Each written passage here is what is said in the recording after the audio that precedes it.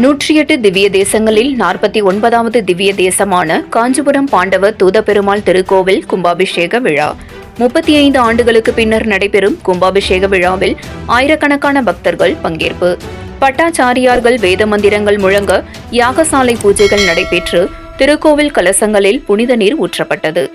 ஆழ்வார்களால் பாடப்பெற்ற ஸ்தலமாகவும் திருக்கோவில் மூலவர் கருவறையில் 25 அடி உயரத்தில் பாண்டவர் தூத பெருமாளாகவும் பக்தர்களுக்கு காட்சியளிக்கும் பெருமைக்குரிய ஸ்தலம்.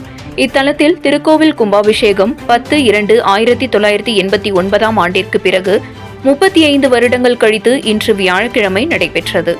மகா கும்பாபிஷேகத்தை ஒட்டி யாகசாலை பூஜைகள் இம்மாதம் 12ஆம் தேதி பகவத் அணுக்கை பூஜையுடன் தொடங்கியன.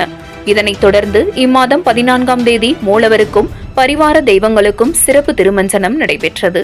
15ஆம் தேதி வியாழக்கிழமை காலையில் மகா பூர்ணாகுதி தீபாராதனை நிறைவு பெற்று புனித நீர் குடங்கள் பட்டாச்சாரியார்களால் ராஜகோபுரம் மற்றும் பரிவார கோபுரங்களுக்கு எடுத்துச் செல்லப்பட்டு மகா கும்பாபிஷேகம் நடைபெற்றது.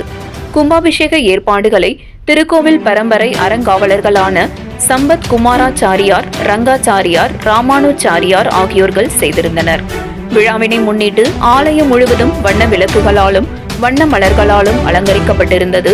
அறநிலையத்துறை காஞ்சிபுரம் சரக இணை ஆணையர் வான்மதி, உதவி ஆணையர் லட்சுமிகாந்தன் பாரதி, செயல் அலுவலர் நா தியாகராஜன் ஆகியோர் உட்பட பலரும் கலந்து கொண்டனர். காஞ்சிபுரம் எஸ்பி சண்முகம் தலைமையில் போலீஸ் பாதுகாப்பு ஏற்பாடுகளுடன் செய்யப்பட்டிருந்தது. மகா கும்பாபிஷேகத்தை அடுத்து மூலவருக்கும் பரிவார தெய்வங்களுக்கும் சிறப்பு திருமஞ்சனமும் தீபாராதனையும் நடைபெற்றன. கும்பாபிஷேக விழாவிற்கு வந்திருந்த அனைவருக்கும் கோவில் சார்பிலும் பல்வேறு தன்னார்வலர்களும் அன்னதானம் வழங்கினர்.